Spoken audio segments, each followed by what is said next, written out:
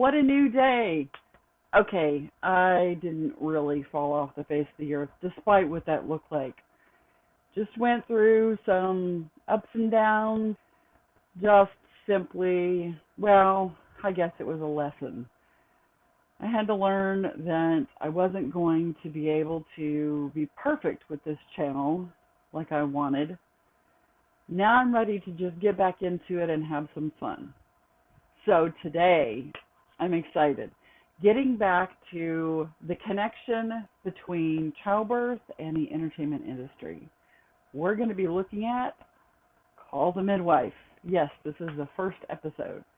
Not only is it my first episode to review this, but I'm going to be looking at the very first birth of the very first episode in the very first season of Call the Midwife.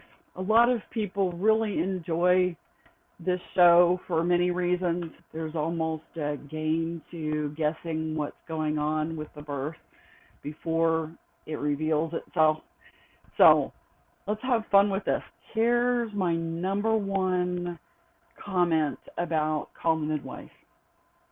That's England. It's not America. They are both birth, but they are run completely different. In England, obstetricians worked alongside midwives. Midwives, especially during this time period, was the late 40s, after the World War II, is when this show started. Obstetricians had their hands full working on complicated cases. Now, there were not the plethora, huge, ubiquitous amount of obstetricians that there are in the United States today, because in the United States today, obstetricians manage 90 to 95% of births in America. That number is declining. Completely different video. Keep an eye out. In England in the late 40s, obstetricians had started doing work, as in doctors developing a specialty for obstetrics and knowledge. But they did that alongside midwives. America does not do this, especially during this time frame. Midwives, birth work was considered women's work. Why would men want to do it? Why would doctors bother with birth work? Because women manage that just fine. So, while there was always a doctor backup, or at any time they would send a doctor to the house, or they would take the mother to the maternity home or the hospital, the majority of births in the late 40s happened at home with midwives. There are some medical influences, especially as the seasons go on. There are changes to birth because of the medical influence, the obstetric influence. And enemas are one of those. Enemas, by the late 40s, doctors apparently got tired of being pooped on, or got tired of watching women poop. I don't know what happened. That's just my opinion, I have to admit. They just decided, let's take care of the pooping right off the bat, give everybody an enema, clean everything out, we'll be done with all the pooping. Okay. It's very uncomfortable while you're in labor. And as we saw in this scene, it's high, hot, and a hell of a lot, was the common comment about enemas for a really long time, for several decades.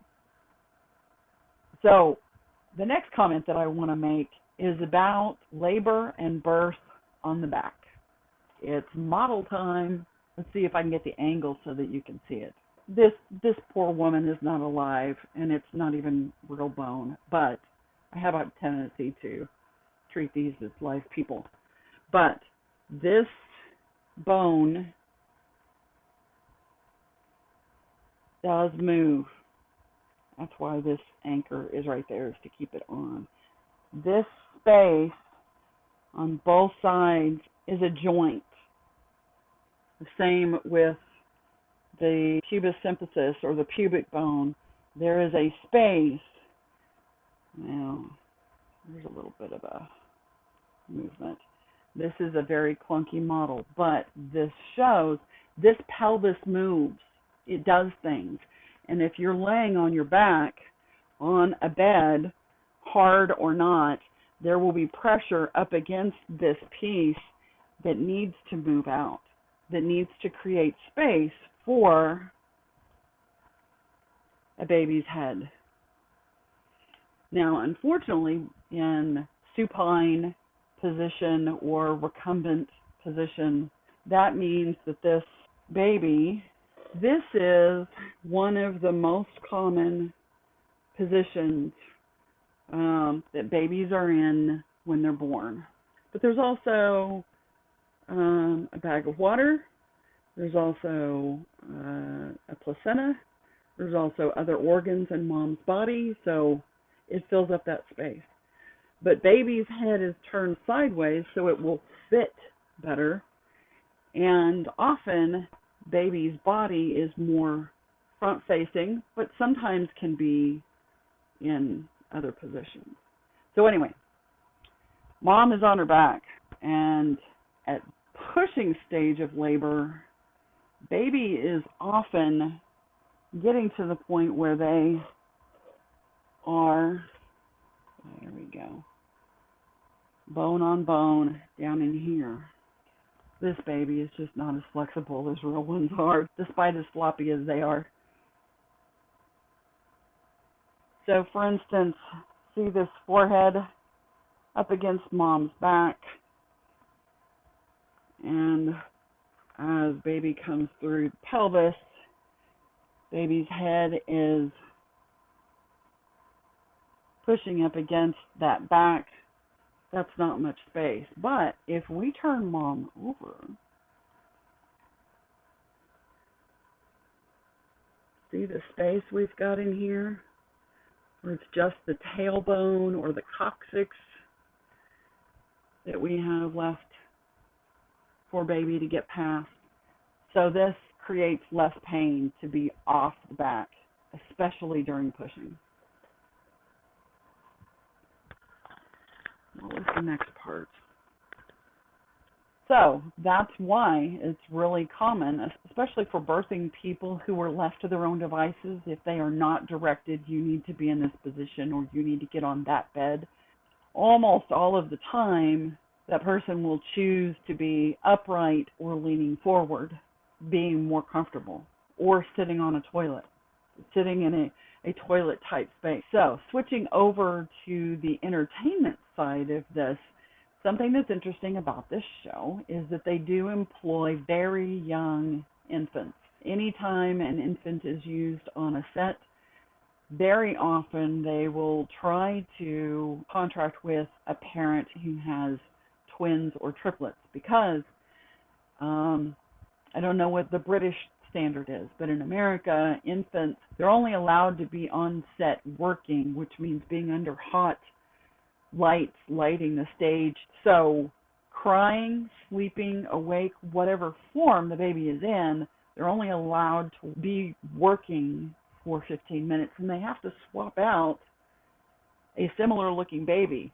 Twins and triplets are very convenient. What they've done in this show, the actress portraying the mother is going to have on a thong type underwear, because she does have underwear on, unlike birthing people. If the actress's butt is here and the baby's head, just use the baby. If the actress's butt is here and the acting infant is here, my face is the camera, and this baby will just simply be pushed past that butt so that it looks like it's coming out between the butt cheeks, but in fact it's coming out from all the way around the hip.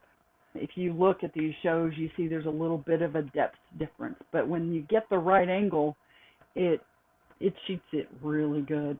So yes, this is one of my favorite parts. This is the humanity side of midwifery or childbirth, any birth workers. I have teared up or even cried at several births A lot of it just comes down to, do they remind me of my own birth or my own children?